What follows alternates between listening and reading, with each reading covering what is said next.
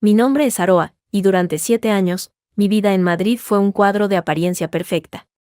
Luis, mi marido, era el marco dorado que todo el mundo admiraba. Sevillano, encantador, con ese punto de gracia que hace que hasta el dependiente de la frutería le regale una naranja extra. Nosotros, la pareja joven con el piso en el barrio de Salamanca, las cenas en familia los domingos, las vacaciones previsibles pero cómodas en la costa. Esa tarde era otra más. Yo ordenaba papeles de la fundación benéfica de mi madre, una tarea sosegada. Él llegó del trabajo, con su olor a colonia cara y aire cansado. Cariño, estoy en casa, anunció, colgando la chaqueta con precisión. Hay salmorejo, dije sin levantar la vista. Lo hice fresco. Se acercó, me besó en la coronilla. Un gesto automático. Eres un ángel. Todo era normal. Demasiado normal. Luego, durante la cena, ocurrió. Fue tan repentino que, de no estar esperándolo desde hacía meses, me hubiera pillado por completo desprevenida. Dejó la cuchara. Hizo un sonido extraño, ahogado. Llevó su mano derecha al pecho, con una lentitud teatral. Aroa, jadeó. Sus ojos se desenfocaron. Luis, ¿qué pasa? No respondió. Se desplomó hacia un lado, derribando el vaso de agua. El cristal se hizo añicos contra el suelo de mármol, un estrépito brutal en el silencio repentino. Luis. Grité, arrodillándome a su lado. Su respiración era agitada, forzada. Pero bajo mis dedos, buscando su pulso en la muñeca, lo sentí, fuerte y constante. Demasiado regular para alguien supuestamente inconsciente. La ambulancia llegó rápido. El hospital, un torbellino de luces frías y murmullos. Esperé en una sala de plástico azul, fingiendo temblores que ya no sentía. Recordaba sus llamadas telefónicas, de trabajo, a deshora, el perfume barato que una vez olí fue en su camisa, su repentina distancia en la cama. La grieta en el cuadro perfecto llevaba abriéndose desde hacía tiempo. Al final, un médico de cara grave me hizo pasar a un despacho. Señora Valero, hemos hecho las pruebas pertinentes a su marido. ¿Qué tiene? Pregunté, apretando el bolso contra el pecho. Mi voz sonaba débil, perfecta. El médico dudó. Es complicado. Los primeros indicios apuntan a un carcinoma. Una forma agresiva. Necesitamos más pruebas, pero, hizo una pausa cargada. Deben prepararse para lo peor. Asentí, dejando que las lágrimas rodaran por mis mejillas. Eran reales. Lágrimas de furia, de desprecio, pero lágrimas al fin. Pasaron días. Luis estuvo, ingresado, para pruebas. Cuando volvió a casa, parecía haber envejecido 10 años. Se movía con pesadez, hablaba poco. La obra de teatro era impecable. Una noche, sentados en el salón, tomó mi mano. La suya estaba fría. Aroa, tenemos que hablar. Lo que sea, mi amor. Dejé mi mano inerte en la suya. Él respiró hondo, mirando al vacío, el retrato de la angustia. No puedo hacerte esto. No puedo. ¿Hacerme qué? Arrastrarte a esto. A la enfermedad, al dolor, a la ruina. Su voz se quebró. Un quebranto estudiado. He hablado con el médico. Las opciones son limitadas. Y caras. Muy caras. Todo nuestro ahorros, la empresa de mi familia, todo se iría en esto. Y al final, dejó la frase en el aire, llena de un significado trágico. Yo me quedé quieta, esperando. Quiero divorciarme, Aroa. Ahí estaba. La jugada. La dejó caer con el peso de un sacrificio. ¿Qué dices? Susurré, abriendo bien los ojos. Es por tu bien. Por tu futuro. Apretó mi mano, sus dedos como tenazas. Si nos divorciamos, los bienes se separan. Tú podrías quedarte con tu parte, salvar algo. Mi deuda médica, quedaría conmigo. Contigo estaría a salvo. Es lo único justo. El cinismo de sus palabras casi me hizo reír. Su deuda médica. La deuda que no existía.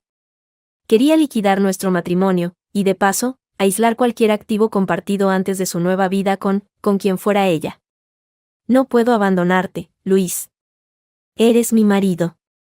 Mi protesta sonó débil, como era debido. No me abandones. Su voz se elevó, llena de una emoción repentina. Era la primera vez que sonaba genuinamente apasionado en semanas.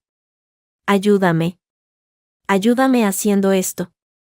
Déjame ir con algo de dignidad. No quiero que me veas desmoronarme. Bajó la cabeza. Por favor, Aroa. Es mi última voluntad. La última voluntad de un hombre sano. Tragué saliva, mirando nuestras manos unidas. La de él, que pronto firmaría papeles de boda con otra. La mía, que temblaba de una rabia glacial. No sé qué decir. Logré que mi voz sonara a punto de desintegrarse. No digas nada. Piensa. Pero piensa en tu vida. Se levantó, soltándome. Yo dormiré en el cuarto de invitados. No soy tu marido ahora. Ya no. Salió de la habitación, dejando atrás el aroma de su mentira. Me quedé allí, inmóvil, escuchando sus pasos alejarse. La grieta ya no era una grieta. Era un abismo. Y él acababa de saltar alegremente al borde equivocado. Al rato, me acerqué a la ventana que daba a la calle Serrano. Abajo, la vida de Madrid seguía, luces de coches, parejas paseando, el rumor de la ciudad. Respiré el aire frío de la noche. Muy bien, Luis, murmuré para mí, sin rastro de lágrimas ya. Juguemos. Los días que siguieron fueron una danza fría y precisa. Luis, habiendo lanzado su golpe maestro, se movía con una mezcla de pesar teatral y una urgencia apenas disimulada. Yo, por mi parte, me sumergí en el papel de la esposa deshecha. Dejé de recoger el salón, usé el mismo jersey varios días seguidos, y mis ojos siempre parecían ligeramente enrojecidos. Era un uniforme de duelo, y él lo compraba por completo. Una mañana, mientras fingía mirar por la ventana con expresión vacía, se acercó. Olía a una colonia diferente, más dulce y barata. No era la que yo le regalaba. Aroa, tenemos que avanzar con lo hablado. Su voz era suave, venenosa de piedad fingida. Por el bien de ambos. He contactado a mi abogado, Ramón. Es un buen amigo. Puede venir esta tarde. ¿Tan pronto? Murmuré, sin volverme. ¿No podemos esperar a los resultados de las próximas pruebas? Sentí, más que vi, su tensión. Los resultados no cambiarán el pronóstico, cariño. Solo alargarán la agonía. La mía, y la tuya. Es mejor hacerlo rápido, limpio. Puso una mano en mi hombro. Era una losa. Ramón ha preparado los papeles. Son estándar. Lo justo y equitativo. Justo y equitativo, las palabras resonaron en la habitación como un insulto. Asentí lentamente, con la barbilla temblorosa. Como tú digas. Ramón llegó a las 5.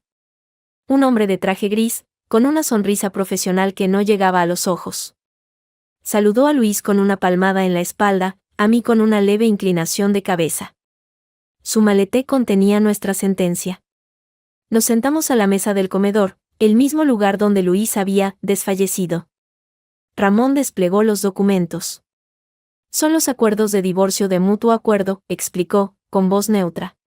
Dadas las circunstancias excepcionales, se propone una división simplificada. Luis renuncia a su parte sobre el piso, que queda a nombre exclusivo de Aroa. El coche común pasa a Luis, para sus desplazamientos médicos. Los ahorros conjuntos de la cuenta, vivir, se dividen al 50%. Luis asume todas las deudas presentes y futuras a su nombre. Miré los papeles. Era un expolio elegante. El piso tenía una hipoteca enorme.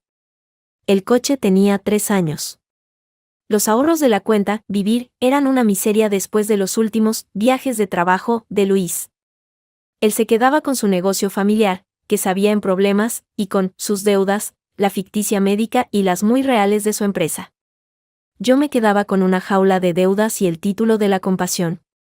¿Esto es lo justo, Luis?, pregunté, levantando la vista hacia él. Mis ojos debían parecer dos pozos de confusión y dolor. Él desvió la mirada, tocando la nuca. Es lo más limpio, Aroa. Tú te quedas con tu hogar. Yo me las arreglaré. Su teléfono vibró sobre la mesa. Una notificación rápida. Una foto de perfil diminuta, una mujer rubia riendo. Lo apagó de un manotazo, demasiado rápido. Perdón. Ramón carraspeó. Es un acuerdo pensado para protegeros a ambos en un momento difícil. Yo no entiendo mucho de estas cosas, susurré, derrotada. Si Luis dice que es lo mejor. Lo es, insistió Luis, su voz recuperando un tono firme. Confía en mí. Una última vez. Confía en mí, casi me atraganto con las palabras. Tomé la pluma que Ramón me ofrecía. Era pesada, fría. Firmé la primera página, luego la segunda. Mi nombre, Aroa Valero, trazado con una letra temblorosa y pequeña, como el de una niña asustada. Cada firma era un clavo en el ataúd de nuestro matrimonio, pero también en el de su propia suerte. Él firmó después, con su rúbrica segura y amplia, la de un hombre cerrando un negocio ventajoso. Ramón recogió los documentos con una sonrisa satisfecha. Todo en orden. Los presentaré al juzgado mañana. El proceso, dada la naturaleza de mutuo acuerdo, será rápido. Se despidió y se fue. La puerta se cerró. Un silencio espeso llenó el piso. Luis suspiró, un suspiro largo y profundo que salía de lo más hondo de sus pulmones. No era un suspiro de dolor. Era el suspiro de un hombre que acaba de quitarse una mochila llena de piedras. Se estiró, y por un instante, menos de un segundo, su postura fue diferente. La espalda se enderezó, los hombros se relajaron. La máscara del enfermo agonizante se resquebrajó, dejando ver al hombre aliviado, casi eufórico, que había debajo. Fue un parpadeo, tan rápido que si no hubiera estado esperándolo, buscándolo, lo habría perdido. Luego, volvió a encorvarse ligeramente, llevándose una mano al pecho. Estoy agotado, dijo, con voz ronca. Voy a descansar un rato. Sí, descansa, dije, con voz plana. ¿Necesitas algo? No. Nada. Se dirigió hacia el dormitorio de invitados, pero no sin antes lanzar una última mirada hacia mí. Era una mirada rápida, de evaluación. La mirada de un hombre que comprueba que su trampa ha funcionado. Mis hombros aún temblaban levemente, mis ojos estaban bajos, fijos en la mesa vacía. Debí parecerle lo que él esperaba, un naufragio, un despojo. La puerta de la habitación de invitados se cerró. Esperé, contando mentalmente hasta 100. Luego, me levanté en silencio, me acerqué a la ventana que daba al patio interior. Desde allí, se veía una fina rendija de la calle lateral. Esperé unos minutos más. Luego, lo vi. Salió por la puerta de servicio, con un andar rápido y ligero, completamente opuesto al paso arrastrado de hacía unos minutos. No llevaba chaqueta, a pesar del frío. Se metió la mano en el bolsillo, sacó el teléfono y se lo llevó a la oreja. Incluso desde la distancia, pude ver la sonrisa amplia, despreocupada, que iluminó su rostro. Habló animadamente, haciendo un gesto con la mano libre, como ahuyentando una mosca molesta. Como ahuyentando 7 años de vida común. Colgó, miró a su alrededor con un aire de triunfo y se alejó calle abajo, silbando una cancioncilla que el viento me trajo en jirones. Era la tonadilla de un anuncio de cerveza, alegre y estúpida. Me aparté de la ventana. El temblor de mis manos se detuvo por completo. El aire en mis pulmones era frío y claro. Había firmado mi papel. Había interpretado mi parte. Ahora, la danza había terminado. Lo que venía a continuación, era otra cosa completamente distinta. Recogí mi móvil de la mesa. Tenía una notificación, un mensaje de don Ernesto, el abogado de la familia. Breve, como siempre. Señora Aroa, es urgente que hablemos. Mañana a las 10 en mi despacho. Asunto, herencia de su tía Elvira. Una herencia. De tía Elvira, la excéntrica que vivía en Ginebra y a la que todos daban por muerta hace años. Sonreí, por primera vez en semanas. Una sonrisa que no llegó a los ojos. La mañana después de la firma era extrañamente silenciosa. El piso, ahora oficialmente mío y cargado de hipoteca, parecía más grande y más vacío. Luis había ido a un tratamiento temprano, según la nota que dejó en la nevera, escrita con esa letra segura que ya no intentaba fingir debilidad. Su ropa, sus cosas, aún estaban allí, esparcidas como la evidencia de una vida que ya era pasado. Yo me movía entre esos restos como un fantasma, saboreando la quietud. La obra había terminado. Ahora, yo era la única espectadora. Preparé un café, solo. El sonido de la cucharilla contra la porcelana era el único en la cocina. Fue entonces cuando sonó mi teléfono. No era don Ernesto, aún era temprano. Era Marta, una amiga de la infancia que vivía en Sevilla. La amistad era tibia, de esas que se mantienen por inercia y redes sociales. Aroa, cariño, ¿cómo estás? Su voz sonaba tensa, falsamente alegre. Siento llamar así, de repente. Hola, Marta. Bien, ya sabes, sobreviviendo. Dejé caer la tristeza justa en mi voz. Lo sé, es terrible. Hizo una pausa incómoda. Oye, por eso llamo. Es que, he visto algo. En Instagram. De Lucía Morillo, ¿la recuerdas? Era de mi curso en la universidad. Lucía Morillo. El nombre no me decía nada. No, no creo. Bueno, es una chica de aquí, de Sevilla. Muy animada. Sube muchas historias. Otra pausa, más larga. Aroa, esta mañana subió unas fotos. De una boda. En la Cartuja. Muy íntima, pero muy lujosa. El aire de la cocina se espesó. ¿Y bien?, pregunté, manteniendo la voz neutral. Es que, en las fotos salía Luis. Soltó la frase de golpe, como si le quemara la boca. Luis, Aroa. Con un traje blanco. Y ella, Lucía, con un vestido de novia. Se casaron esta mañana. Guardé silencio. Un silencio tan perfecto y profundo que Marta mustió un «Hola, Aroa, ¿estás ahí?» Sí, logré decir, con un hilo de voz. ¿Estás segura? Por Dios, Aroa, te mando las fotos. Lo siento mucho, de verdad, no sabía si decírtelo, pero pensé que debía saberlo. Su voz se convirtió en un torrente de disculpas y condolencias. No, hiciste bien. Gracias, Marta. Colgué. Un segundo después, el teléfono vibró con las notificaciones. Las abrí. Allí estaban. La terraza de un hotel con vistas a la Giralda. Un grupo de gente sonriente, brindando. Y en el centro, ellos. Luis. Con un traje blanco impecable, el pelo perfecto, la sonrisa amplia y despreocupada. Sostenían las copas. Lucía, una rubia exuberante de vestido corto y escotado, se colgaba de su brazo, riendo a carcajadas. En otra foto, se besaban.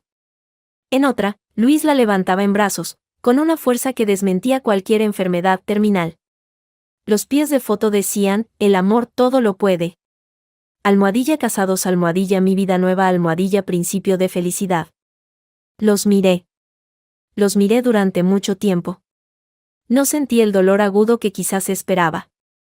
Sentí un vacío inmenso, y luego, un frío que se extendió desde el centro del pecho hasta la punta de los dedos. La farsa había sido tan completa, tan cruel, tan estúpidamente arrogante. Ni siquiera había esperado un día decente. Firmamos los papeles, y él corrió directo al altar con su amante. Dejé el teléfono sobre la mesa. El café estaba frío. Me levanté y caminé hasta el salón, el mismo donde había fingido su colapso. Ahora, la habitación me pareció un escenario ridículo. Todo era falso, los cojines, los cuadros, los 7 años de vida compartida. La rabia llegó entonces, no como un huracán, sino como una ola de hielo, lenta e implacable. Apreté los puños hasta que las uñas clavaron mis palmas. Un dolor agudo, real, que me ancló. Lloré. Dejé que las lágrimas cayeran, libres y silenciosas. Pero no lloraba por él, ni por el amor perdido. Lloraba por la estupidez, por el engaño, por mí misma, por haber permitido que aquel hombre mezquino me tratara como a una tonta. Eran lágrimas de furia pura, de humillación convertida en combustible.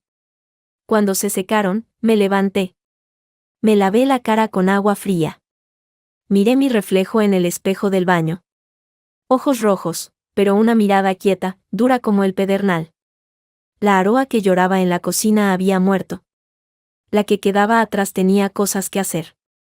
Fue entonces cuando sonó otra vez el teléfono. Era don Ernesto. Su número, no el de su despacho, sino su móvil personal. Lo atendí. Aroa, dijo su voz, grave y serena como siempre. No usaba, señora Valero, en privado. ¿Estás en casa? Sí, don Ernesto. Necesito verte. Ahora. Es urgente. No había lugar para preguntas en su tono. ¿Ahora, no era mañana a las 10? Las circunstancias han cambiado. O más bien, se han aclarado. Bajaré en 15 minutos. Prepárate. Colgó. Don Ernesto nunca era dramático. Si decía, urgente, lo era. Me vestí rápidamente, pantalones oscuros, un jersey sencillo. Nada de lágrimas, nada de drama. Cuando llamó al timbre, yo ya estaba esperando en el rellano. Subió, un hombre mayor, de traje impecable y pelo blanco muy corto. Su cara, normalmente inexpresiva, tenía una extraña chispa. Entró, sin perder tiempo en saludos. Siéntate, Aroa, dijo, señalando el sofá. Él se sentó en el sillón frente a mí, poniendo su maletín de cuero sobre la mesa de centro. ¿Qué pasa, don Ernesto? Suena grave. Lo es. Y también extraordinario. Abrió el maletín y sacó un sobre grueso, de papel pergamino. ¿Has oído hablar de tu tía Elvira, la hermana menor de tu madre? ¿La que se fue a Suiza hace 30 años? Creí que había muerto. No. Vivía en Ginebra. Una mujer, peculiar. Muy privada. Y muy, muy rica. Don Ernesto sacó unos documentos del sobre. Falleció hace 3 meses. De forma silenciosa, como vivió. Su abogado en Suiza me ha contactado ahora. El testamento era muy claro, y los procedimientos allí, lentos pero precisos. ¿Testamento?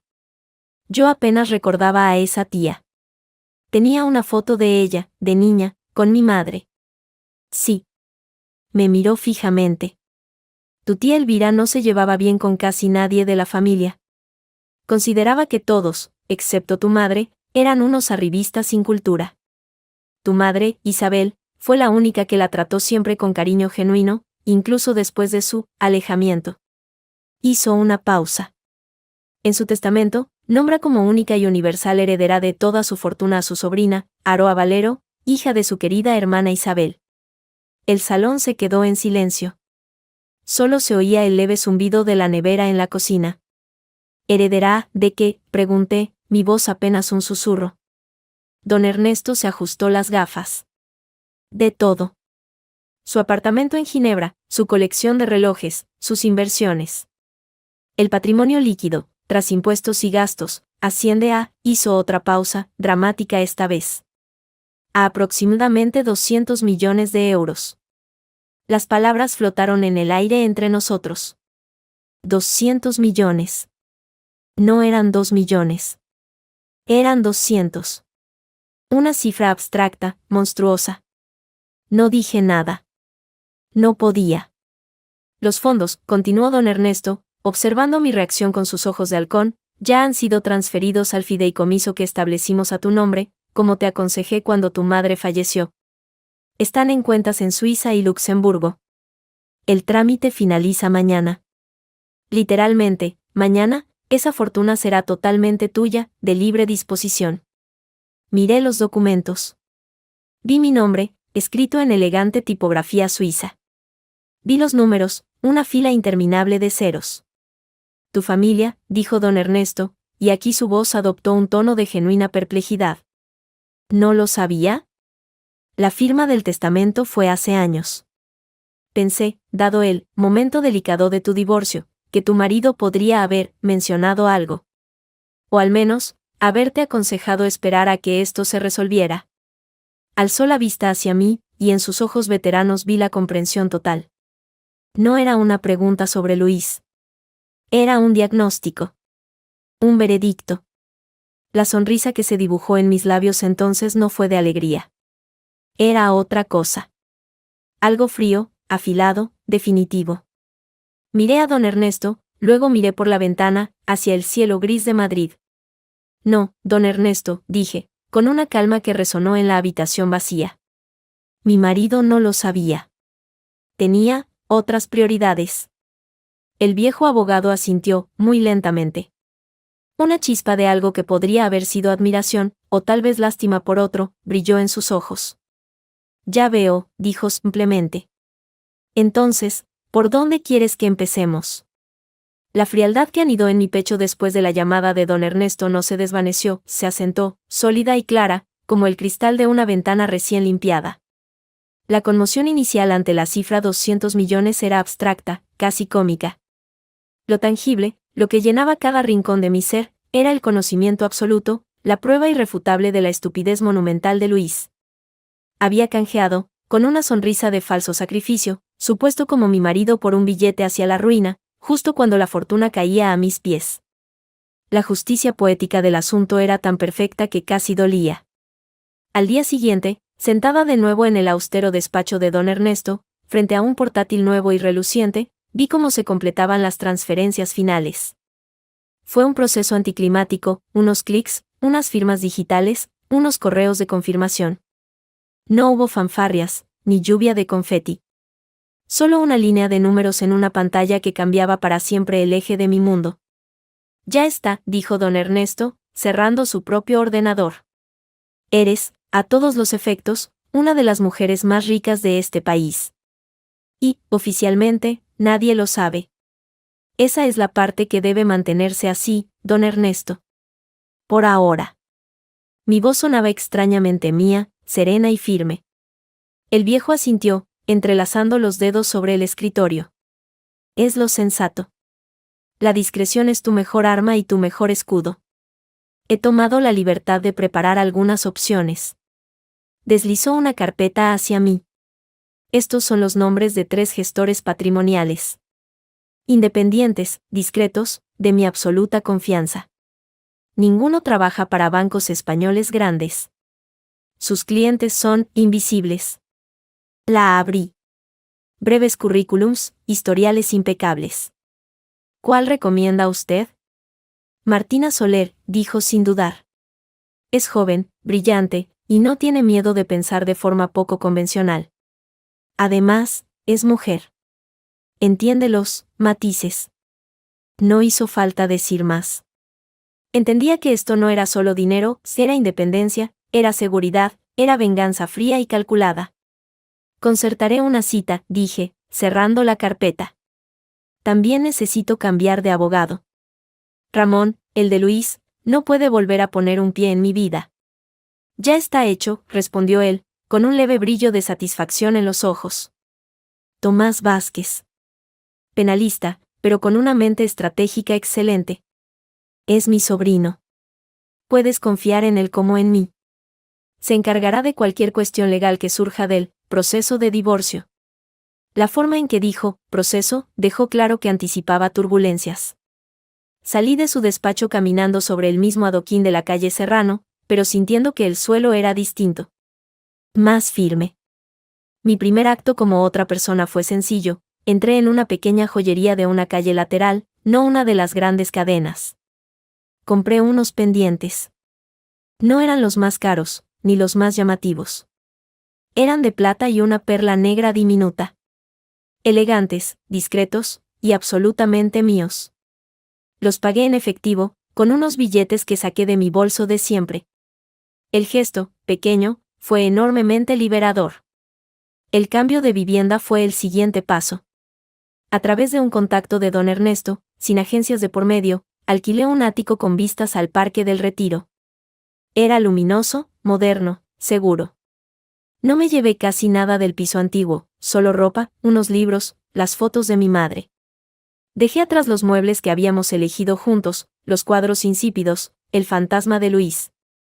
Contraté a una decoradora para que amueblara el lugar desde cero, con líneas limpias y colores tranquilos. Un caparazón nuevo.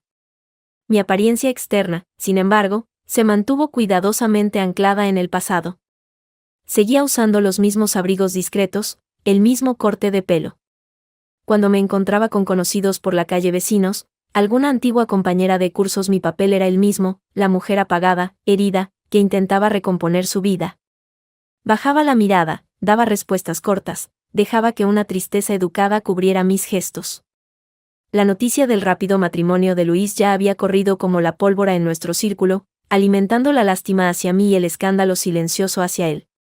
Yo alimentaba esa lástima. Era mi camuflaje. Una tarde, en la cafetería de un museo donde a veces me refugiaba, el azar me tendió un hilo. Reconocí a una mujer, Carla, que había sido compañera de universidad de Lucía, la ahora señora de Luis. Carla era de esas personas que vibran con el chisme bien intencionado. Tras los saludos de rigor y sus miradas de condolencia, cayó en la cuenta de que yo era la ex de Luis, el que se casó con Lucía Morillo. Dios mío, Aroa, lo siento mucho, dijo, poniendo una mano sobre la mía. Fue todo muy rápido, ¿no?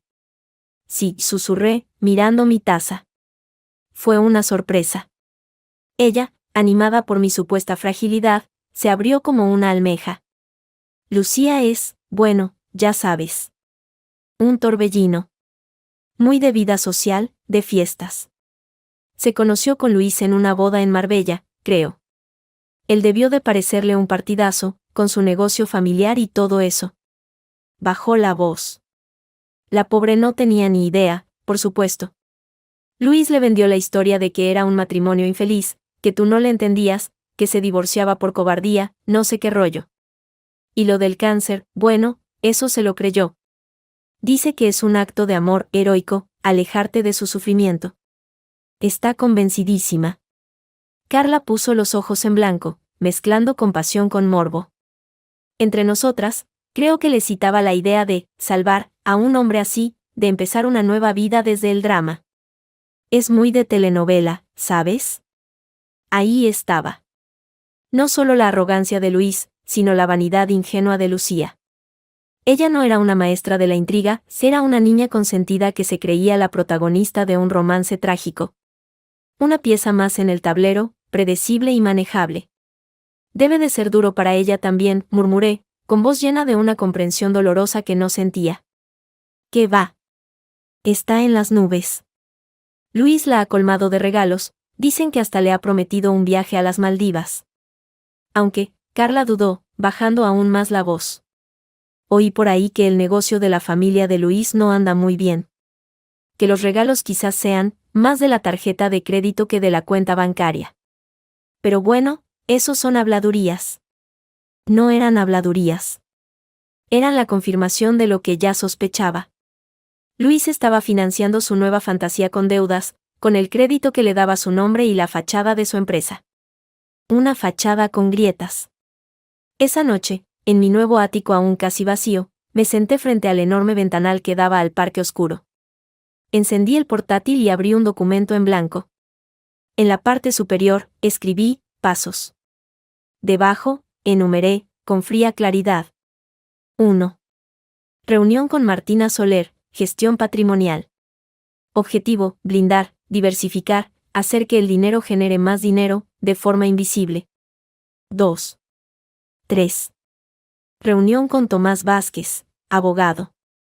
Objetivo, revisar al detalle el acuerdo de divorcio firmado. Buscar cualquier resquicio, cualquier cláusula que, con la información adecuada, pudiera volverse en su contra si era necesario. Preparar el terreno por si la guerra legal llegaba. 4.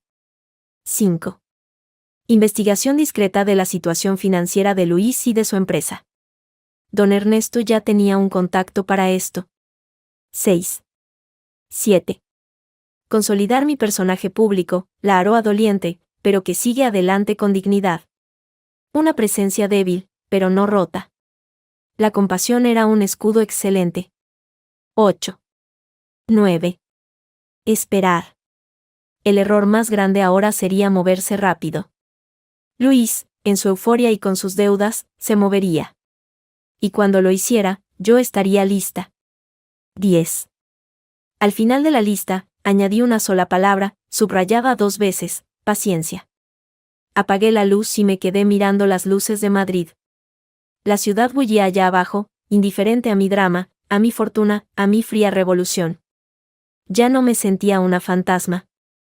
Me sentía como el arquitecto de un edificio invisible, cuyos cimientos, profundos y silenciosos, comenzaban a hundirse en la tierra firme de mi nueva realidad. La venganza, comprendí, no era un grito. Era un plan. Y el mío acababa de empezar a escribirse. El alquiler del ático se firmó de forma anónima a través de un holding luxemburgués sugerido por Martina Soler. Mi nueva gestora, una mujer de 40 años con la energía contenida de un reactor nuclear y unas gafas de diseñador que no lograban ocultar su mirada analítica, asintió con aprobación cuando se lo conté en nuestro primer encuentro, en una sala de reuniones privada de un club discreto. Bien. El anonimato es un activo. Ahora, hablemos de cómo hacer que este activo trabaje para usted, sin hacer ruido. Mientras Martina desgranaba estrategias de inversión conservadoras pero sólidas, fondos indexados globales, bonos verdes escandinavos, alguna participación minoritaria en startups de biotecnología a través de sociedades interpuestas, la vida pública de Luis y Lucía era un festival de ostentación. Sus fotos en redes sociales, que revisaba desde una cuenta falsa, eran un catálogo de felicidad comprada, cenas en sucis de moda donde la cuenta debía de costar un riñón, fines de semana en París, un coche deportivo nuevo, leasing, seguro, para Lucía. Lucía, o Lulú como se hacía llamar online, publicaba historias con bolsos de diseñador y etiquetaba a Luis, mi héroe. Almohadilla bendecida, almohadilla nueva vida. Él, en sus escasas publicaciones, aparecía más demacrado, pero sonriente.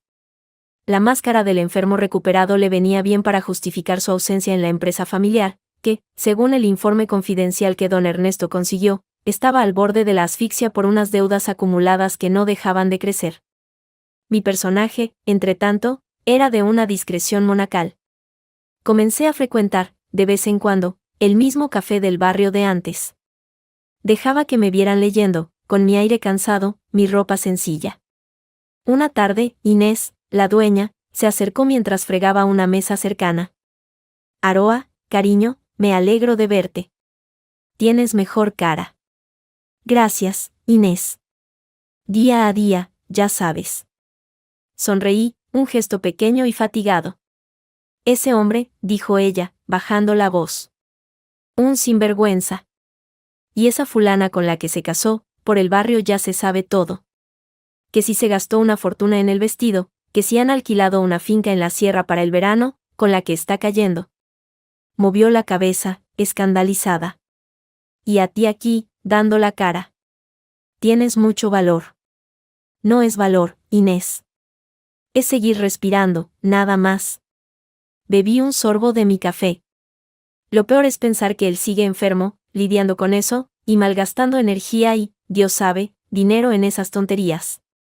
A veces me pregunto si debería, no sé, intentar ayudar.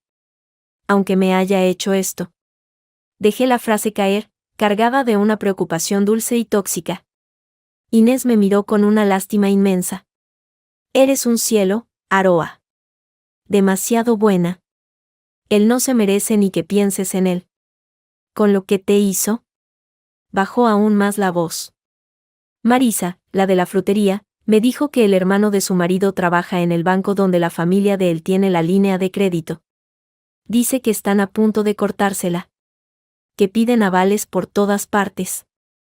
Así que de riqueza, nada, hija. Pura fachada. Fachada, la palabra clave. Asentí, con los ojos bajos. Qué pena. Con lo duro que trabajó su padre para levantar el negocio. La semilla estaba plantada. No era yo quien difundía rumores. Era Inés, era Marisa, era el hermano del marido. El tejido social del barrio, ese entramado de miradas y comentarios, hacía el trabajo por mí. La historia se ajustó, Luis, el marido enfermo y abandonado, pero también el empresario irresponsable que malgastaba su supuesta fortuna en caprichos mientras su empresa se hundía. La compasión inicial hacia él comenzaba a teñirse de desprecio. El golpe maestro, sin embargo, fue más quirúrgico. Tomás Vázquez, mi nuevo y astuto abogado, se frotaba las manos con fruición ante el acuerdo de divorcio que Ramón había redactado. Es de una mezquindad técnica admirable, Aroa. Renuncias a casi todo, asumes la hipoteca de un piso cuyo valor está a punto de caer, y él se lleva el coche y se libra de sus deudas, que son, según esto, de carácter personal. Miró por encima de sus gafas. Pero contiene un error. O una omisión, más bien. ¿Cuál? Cláusula 7b. Habla de la disolución de la sociedad de gananciales. Pero ustedes se casaron en separación de bienes, por petición expresa de él, según veo en el certificado. Tomás esbozó una sonrisa de lobo. Ramón, o fue muy descuidado, o asumió que usted no se daría cuenta y firmaría lo que fuera. Esta cláusula, al no corresponder a su régimen matrimonial real, es potencialmente nula. Y si es nula, todo el acuerdo podría cuestionarse. No quería cuestionarlo. Quería que se mantuviera firme como roca. Era mi escudo. No quiero tocarlo, Tomás. Quiero que ese acuerdo sea inquebrantable. Pero ese error, guárdelo. Podría ser útil. Tomás asintió, entendiendo al instante. Como un as en la manga. Por si las cosas se ponen feas. Y las cosas para Luis se pusieron feas antes de lo previsto. Una mañana, mi teléfono particular, el antiguo, el que él conocía, vibró con su nombre. Hacía semanas que no llamaba. Contemplé la pantalla durante 3 tonos completos antes de deslizar el dedo para atender. Puse voz de sueño, de confusión. Diga. Aroa. Soy yo. Su voz sonaba áspera, tensa. No había rastro de la piedad teatral de antaño. Luis. ¿Qué pasa? ¿Estás bien? ¿Los tratamientos? Inyecté ansiedad en la pregunta. Una pausa. Un carraspeo. Sí, sí. Eso, va tirando. Mira, te llamo por otra cosa. Dudo. Han surgido unos imprevistos. Con la empresa. Problemas de liquidez, ya sabes, con todo este lío de mi salud, ¿he estado desconectado? Lo siento mucho, susurré, llenando la frase de una empatía vacía. Sí, bueno. El caso es que necesitaría un pequeño préstamo. Una cantidad, no muy grande. Para cuadrar unas facturas, pagar nóminas este mes. Una solución temporal. Las palabras salían a borbotones, como si le costara trabajo pronunciarlas. ¿Tú tienes tu parte de los ahorros, la de la cuenta, vivir? Yo te lo devolvería en cuanto se normalice, con intereses, por supuesto. Ahí estaba. La primera petición. La tentación de acudir a la esposa a la que había despojado. Respiré hondo, dejando que el silencio al otro lado de la línea se volviera incómodo. Luis, yo no tengo casi nada de eso ya. Mi voz tembló, perfectamente. La hipoteca de este piso es muy alta. Y sin tu sueldo, he tenido que buscar trabajos. Doy clases de francés por las mañanas, y por las tardes ayudo en una librería. Lo justo para llegar a fin de mes. Lo siento mucho. Me encantaría ayudarte. Añadí un sollozo ahogado, apenas audible. El silencio al otro lado fue glacial. Luego, un bufido de frustración. ¿Clases de francés? ¿En una librería? El desprecio en su voz era palpable. Había esperado encontrar a la Aroa sumisa, con sus ahorrillos intactos, dispuesta a solucionarle la papeleta. Encontró a una mujer que barría el suelo de una tienda. Su desilusión era casi tangible. Sí. Es lo que hay. Lo siento, Luis. De verdad. Está bien. No importa. Ya me las arreglaré. Colgó bruscamente. Dejé el teléfono sobre la mesita de mármol del nuevo salón. No había mentido. No tenía casi nada de esos ahorros. Tenía otros. Muchos otros. Me acerqué al ventanal. La tormenta se avecinaba en su horizonte, no en el mío. Y yo, desde mi atalaya silenciosa y segura, acababa de negarle el paraguas. El primer acto de la obra había terminado. El segundo, la caída, acababa de comenzar. La llamada de Luis fue el primer trueno, pero la tormenta tardó unas semanas en desatarse por completo. Desde mi ático, seguí los hilos a través de informes discretos y de las alegres publicaciones de Lucía, que empezaron a espaciarse, a perder su brillo frenético. Los viajes a París fueron sustituidos por escapadas románticas a hoteles de carretera. Los bolsos de diseñador dejaron paso a hallazgos únicos de tiendas de segunda mano. La narrativa de su felicidad empezaba a resquebrajarse bajo el peso de la realidad económica. Fue un banquero, un viejo conocido de la familia de mi padre, quien, sin querer, puso a Luis sobre la pista. Don Federico, de casi 70 años, me encontró, casualmente, en la misma cafetería de siempre. Su mirada era de genuina preocupación.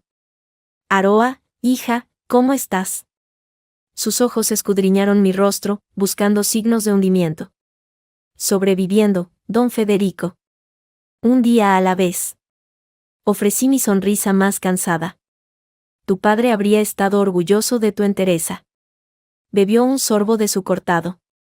Oye, quería preguntarte, por si podías ayudarte, esa herencia de tu tía Elvira, la de Ginebra. Los trámites bancarios, ya sabes, son un lío. A nosotros nos llegó un comunicado de un banco suizo para verificar unos datos, algo sobre la transferencia final a tu fideicomiso. Todo en orden, ¿verdad? Mi sonrisa se congeló, solo un instante. Don Federico no era chismoso, era meticuloso. Su banco había manejado algunos asuntos de mi madre. Sí, todo en orden, gracias. Don Ernesto se ocupa de todo. Me alegro. Es una cantidad considerable. Menos mal que está en buenas manos. Su mirada fue significativa. No mencionó cifras, pero sabía. Bueno, si necesitas algo, ya sabes. Se despidió con un apretón de manos firme. No pasaron 48 horas. Estaba en mi nuevo despacho, una habitación acristalada con vistas al retiro que Martina Soler había ayudado a amueblar con un estilo minimalista y caro, revisando los balances de una posible inversión en energías renovables en Portugal, cuando el portero electrónico sonó con una insistencia salvaje. Señora, hay un señor aquí, un Luis Valero. Dice que es su marido. Está muy alterado, insiste en subir. La voz del portero, normalmente imperturbable, sonaba nerviosa. No era una sorpresa. Era el siguiente movimiento lógico, el único que le quedaba. Déjele pasar, Jorge. Y no se preocupe, lo esperaré. Me levanté, no para recibirle, sino para situarme detrás del escritorio de roble macizo, un bastión. Llevaba unos pantalones de vestir negros y una blusa de seda color crema, sencilla pero de un corte que hablaba por sí solo. Mi pelo, recogido en un moño bajo, y los pendientes de perla negra, eran mis únicas joyas. Quería parecer serena, inaccesible. Como la dueña del lugar, que era. La puerta se abrió de golpe. Luis irrumpió en la habitación, y durante un segundo, se detuvo en seco, sus ojos recorriendo el espacio, las vistas panorámicas, los muebles de diseño, el silencio caro que envolvía todo. Luego, su mirada se clavó en mí.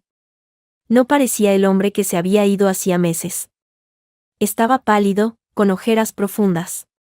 Llevaba el mismo traje gris de siempre, pero ahora le quedaba holgado, arrugado. Su respiración era agitada. ¿Qué es esto, Aroa? Su voz era un gruñido ronco. ¿Qué demonios es todo esto? Es mi casa, Luis. Mi voz sonó tranquila, neutra, como si hablara con un repartidor. ¿No deberías estar llamando antes de venir? Tu casa. Soltó una risotada amarga, dando un paso hacia el escritorio. Su mirada recorrió el espacio de nuevo, buscando algo, cualquier cosa, que le diera una explicación que no fuera la obvia. ¿Pagada con qué? ¿Con las migajas de tu salario en la librería? Por favor. Golpeó la palma de su mano sobre el cristal del escritorio. ¿De dónde ha salido este dinero? Me incliné ligeramente hacia adelante, apoyando las yemas de los dedos sobre la superficie pulida. ¿Por qué esa urgencia por saberlo, Luis? Tienes tu nueva vida, tu nueva esposa. Mis asuntos ya no te incumben. Firmamos los papeles, ¿recuerdas? Lo justo y equitativo, punto. Su rostro se contrajo. Mi calma parecía enfurecerle más que cualquier grito. Me han dicho cosas, Aroa. Cosas que no cuadran. Don Federico, el del banco, le comentó a un socio, que le comentó a mi primo, que a ti te había caído del cielo una herencia. ¿Es eso? ¿Una herencia? ¿Y cuándo ibas a pensar en decírmelo? La indignación en su voz era grotesca. Una herencia, repetí, saboreando la palabra. Sí, Luis. De mi tía Elvira. La que vivía en Ginebra. La que todos dábamos por muerta. Hice una pausa, dejando que el peso de las siguientes palabras se acumulara en el aire acondicionado de la habitación. Murió hace meses. Su testamento me nombraba única heredera. Los trámites, bueno, los trámites bancarios suizos son lentos. ¿La transferencia final se completó? Hice un gesto vago con la mano. El día después de tu boda. El efecto fue instantáneo y mejor de lo que hubiera podido imaginar. El color huyó por completo de su rostro, dejándolo de un tono grisáceo, ceroso. Sus labios se separaron, pero no salió sonido alguno. Sus ojos, inyectados en sangre, se abrieron como platos, fijos en mí, buscando en mi rostro algún signo de mentira, de broma. No lo encontraron. Solo encontraron una verdad fría, dura, inmutable. El día, después. La frase salió en un jadeo. Se tambaleó, como si le hubieran golpeado en el estómago. Tuvo que apoyar una mano en el respaldo de una silla para no caer. No. No es posible. Oh, sí lo es. Me levanté, dando la vuelta al escritorio con lentitud, manteniendo la distancia entre nosotros. 200 millones de euros, Luis. Aproximadamente. Los detalles exactos los tiene mi gestora. Cada palabra era un clavo. Llegaron a mis cuentas, a mi nombre, el mismo día que tú y Lucía os estabais haciendo fotos frente a la Giralda. Tú lo sabías. El grito le desgarró la garganta. La incredulidad se transformó en una ira cegadora. Sabías que esto iba a pasar y me dejaste firmar. Me engañaste. Fue demasiado. La hipocresía, la audacia. Una risa seca, cortante, me escapó. Yo te engañé, Luis. Yo. Avancé un paso, y por primera vez dejé que toda la frialdad que llevaba meses almacenando se filtrara en mi voz. Tú te fingiste moribundo. Tú me miraste a los ojos y me dijiste que me querías lo suficiente como para alejarme de tu sufrimiento. Tú, que no tenías ni un resfriado, armaste todo un teatro de quimioterapia y pronósticos funestos para que yo, la estúpida de tu mujer, firmara un papel que me dejaba en la ruina mientras tú te librabas de mí para correr a casarte con tu amante. Hablé despacio, con una claridad mortal. El único engaño aquí fue el tuyo. Y fue tan perfecto, tan convincente, que funcionó. Pero el dinero, balbuceó, su ira dando paso a un pánico creciente. Ese dinero era de los dos, que éramos marido y mujer. Éramos marido y mujer cuando tú decidiste fingir un cáncer para divorciarte de mí, repliqué, implacable. El testamento de mi tía era anterior. El dinero nunca fue tuyo. Ni siquiera lo oliste. Porque estabas demasiado ocupado planeando tu nueva vida con Lucía, demasiado ocupado fingiéndote muerto, como para preguntar siquiera por los asuntos de mi familia. Me acerqué un poco más. Ya podía ver el sudor en su sien. ¿Sabes lo más irónico, Luis? Que si te hubieras quedado, si hubieras sido un hombre medio decente, o incluso si solo hubieras esperado un mes más antes de montar tu farsa, hoy serías el marido de una de las mujeres más ricas de España. Habrías tenido tu parte, legal, moral, de todo esto. Hice un gesto amplio que abarcaba la habitación, la vista, la ciudad más allá. Pero no. Tú lo cambiaste todo. Por Lucía. Por salir de unas deudas. Por tu libertad. La cambiaste por un papel de divorcio que firmé llorando, el día antes de convertirme en heredera.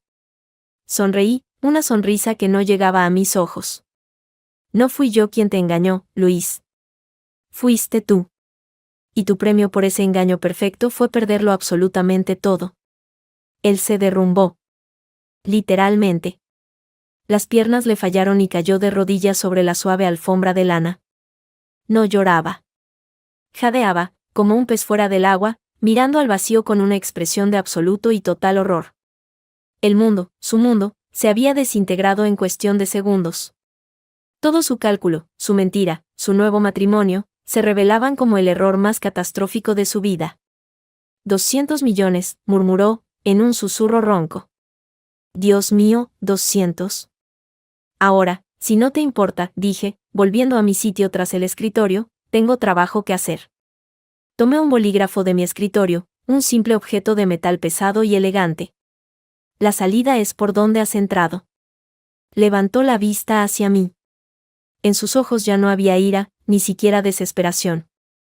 Había un vacío absoluto, el reconocimiento de una derrota tan completa que no dejaba lugar a nada más. Se levantó con torpeza, sin decir una palabra más. Se dio la vuelta y salió de la habitación, cerrando la puerta tras de sí con un clic suave, definitivo. Me quedé inmóvil, escuchando el sonido del ascensor bajando. Luego, dejé escapar el aire que tenía contenido en los pulmones. La tensión se disipó, dejando a cambio una paz extraña, hueca. Había dicho las palabras. Le había mostrado el abismo. Y lo había visto caer en él. Tomé el bolígrafo que había sostenido. Era caro, pesado, un regalo de Martina Soler por mi nueva etapa. Lo giré entre mis dedos.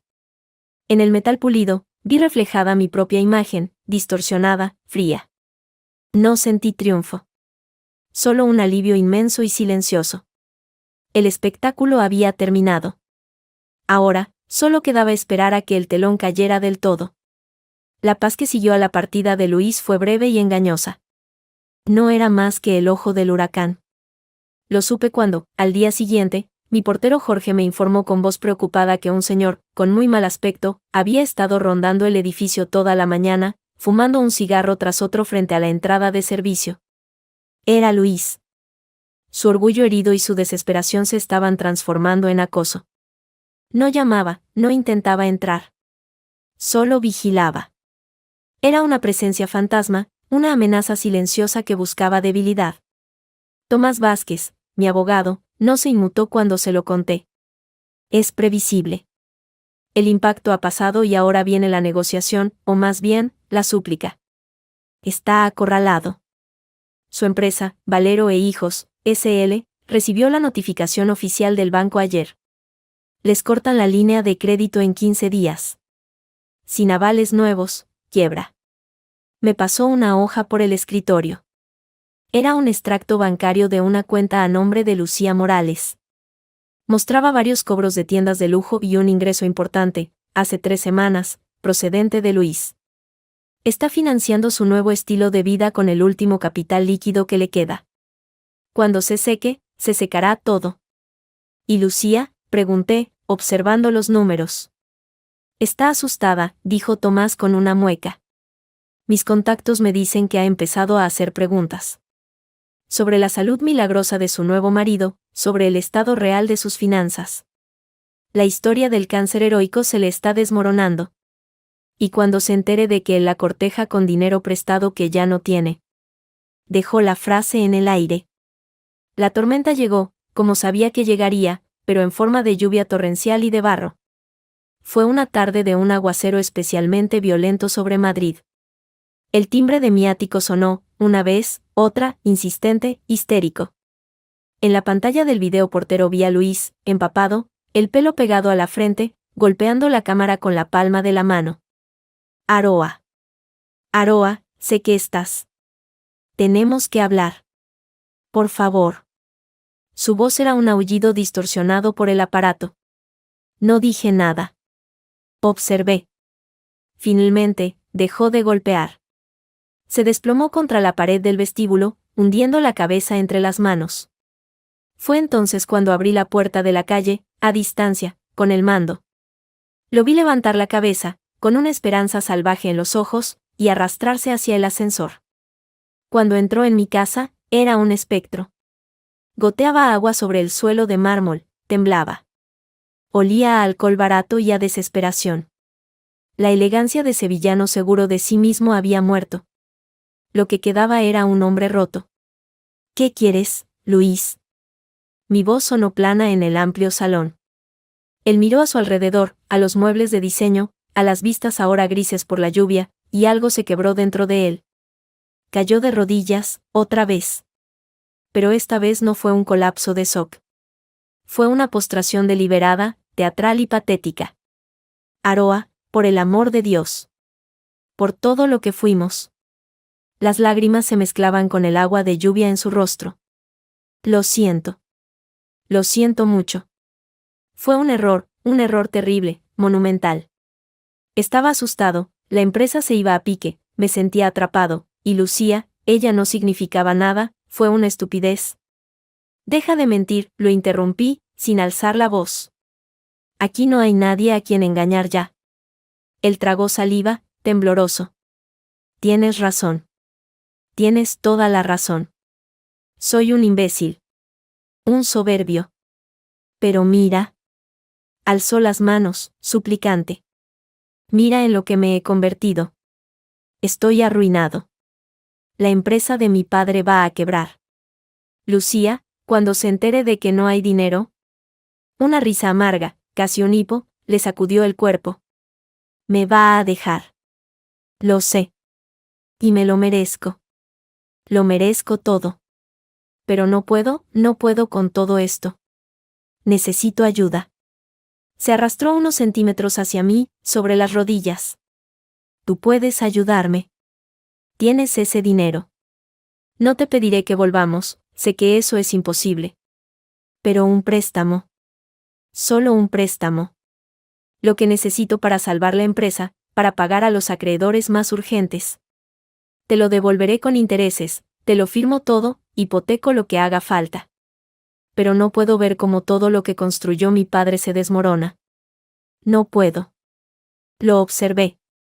Este hombre de rodillas, suplicando, era la antítesis del hombre que había planeado con tanta frialdad mi desgracia.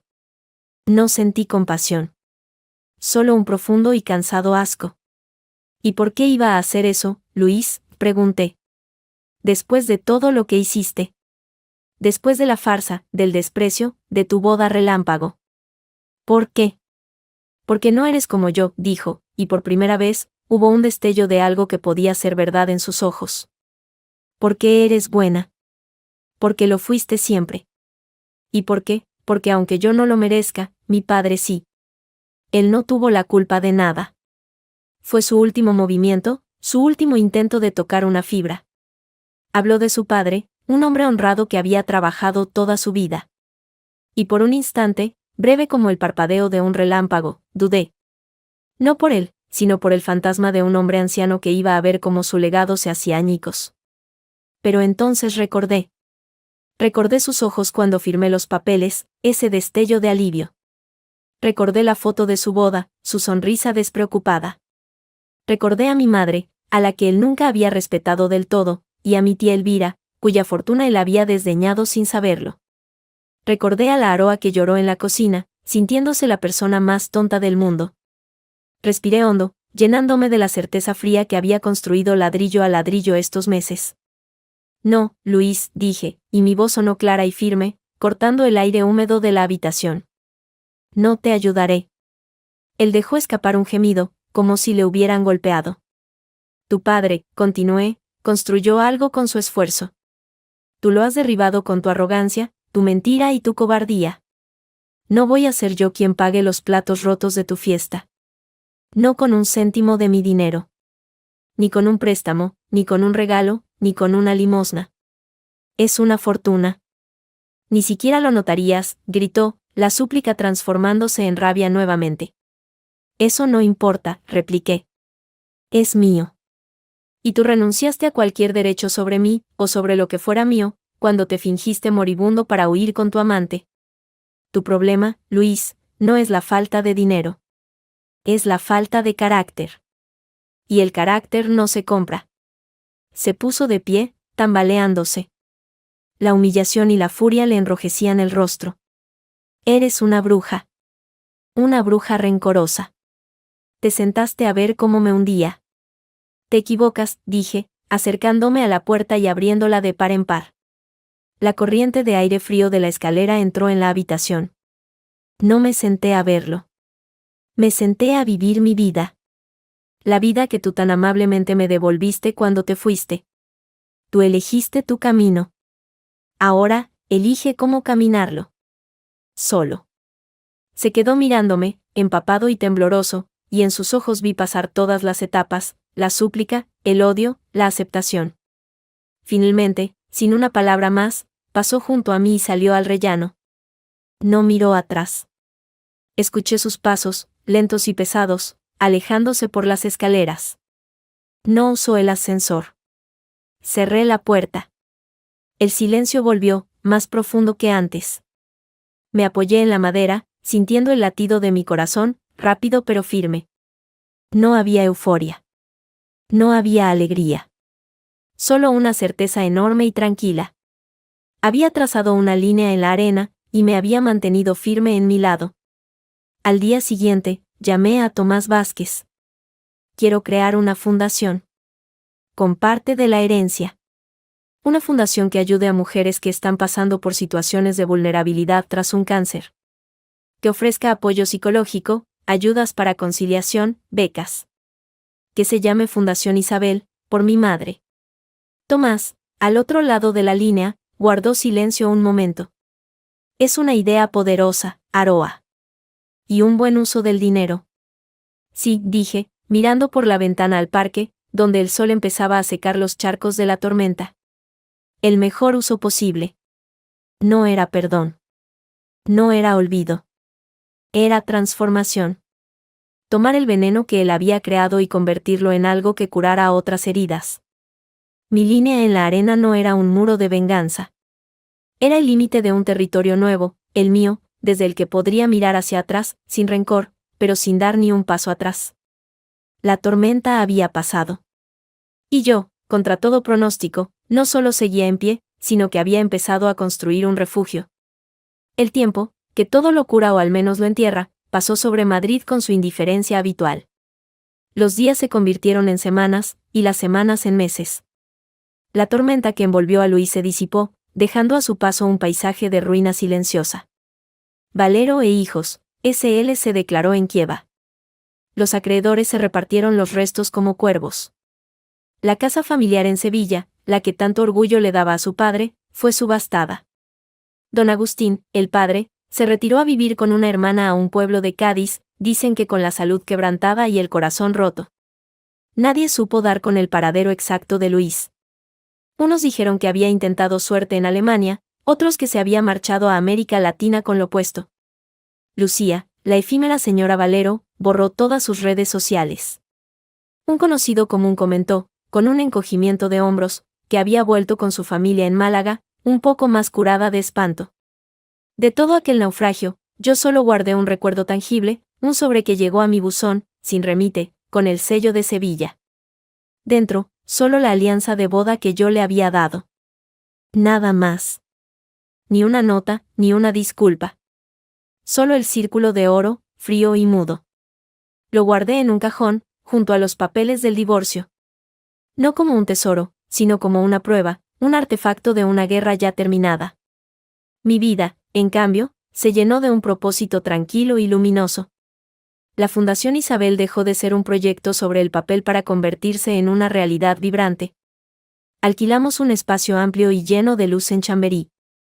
Contratamos a un equipo pequeño pero dedicado, psicólogas, trabajadoras sociales, una asesora legal. La presentación a la prensa fue discreta. Yo hablé, breve y serena, de mi madre, de su fortaleza silenciosa, y de la necesidad de tender una mano a quienes luchan contra la enfermedad no solo en el cuerpo, sino en su vida, en su economía, en su alma. No mencioné a Luis. No hizo falta. Mi historia, fragmentada y distorsionada, ya flotaba en el aire, y daba un peso especial a mis palabras. No era la mujer rica haciendo caridad. Era una superviviente construyendo un refugio para otras. Una tarde de otoño, especialmente dorada, Estaba en la fundación revisando los primeros informes de becas concedidas cuando sonó el teléfono de mi despacho. Era don Ernesto. Aroa, hay un caballero aquí que insiste en verte. Dice que es un viejo amigo de la familia. Un tal señor Domínguez. El nombre no me decía nada. ¿De qué quiere hablar? No lo dice. Solo insiste en que es importante. Tiene un aire de galerista.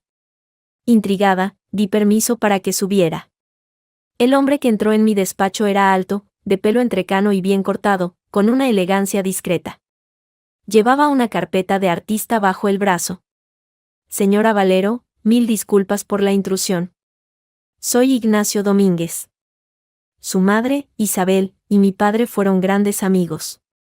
Incluso compraron juntos, hace muchos años, un pequeño grabado de Goya que a ambos les encantaba. El recuerdo, lejano y dulce, me llegó. Mi madre había mencionado aquello. Sí, lo recuerdo vagamente. ¿En qué puedo ayudarle, señor Domínguez? En nada, en realidad. O quizá en algo. Puso la carpeta sobre mi mesa. Soy el director de la nueva sala de exposiciones del Museo ABC. Estamos organizando una muestra sobre ilustración contemporánea española con temas sociales. He estado siguiendo, como mucha gente, el trabajo de su fundación. Me parece de una sensibilidad extraordinaria. Hizo una pausa. Y también he visto, por pura casualidad, algunos de los bocetos que usted misma ha estado publicando de forma anónima en ese blog de arquitectura emocional. Me sorprendió. Era un hobby secreto, unos dibujos sencillos sobre espacios que sanan, luz que reconforta. Son solo esbozos. Un pasatiempo. Son mucho más que eso, dijo con convicción. Tienen alma. Y encajan perfectamente con el espíritu de una de las salas de nuestra exposición, que queremos dedicar al espacio como refugio. Me gustaría, si usted lo permite, incluir algunos. Con su nombre, o sin él, como prefiera. La propuesta me dejó sin palabras. No era el dinero, ni el reconocimiento social.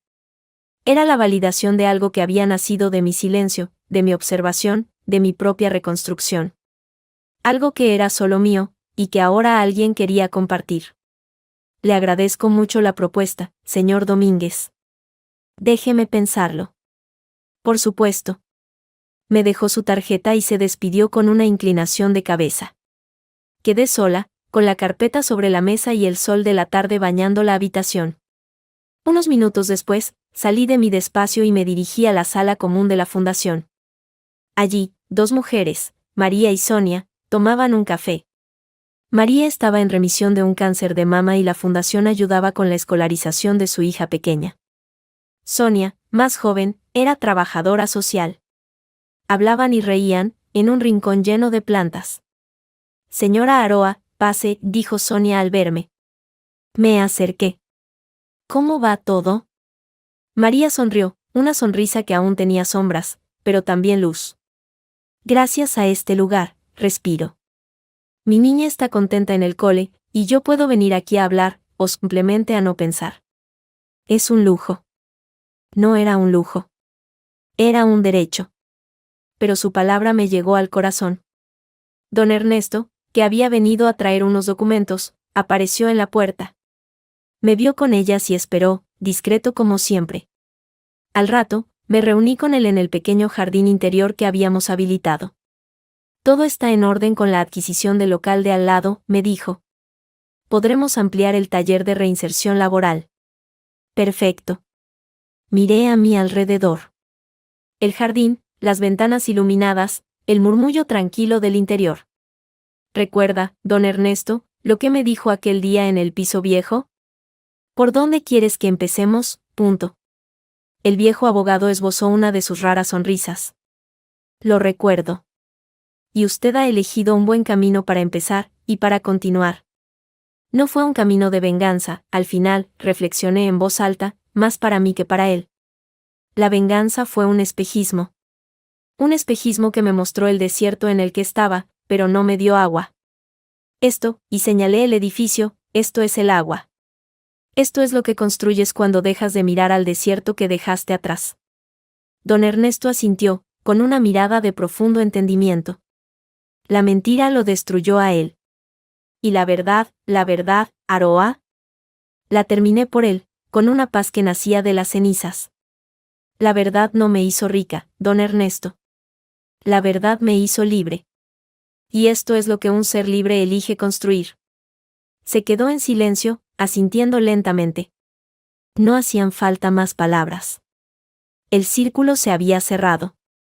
No de forma perfecta, ni feliz. Pero de forma completa, honesta, y mía. La Aroa que firmó unos papeles con manos temblorosas ya no existía.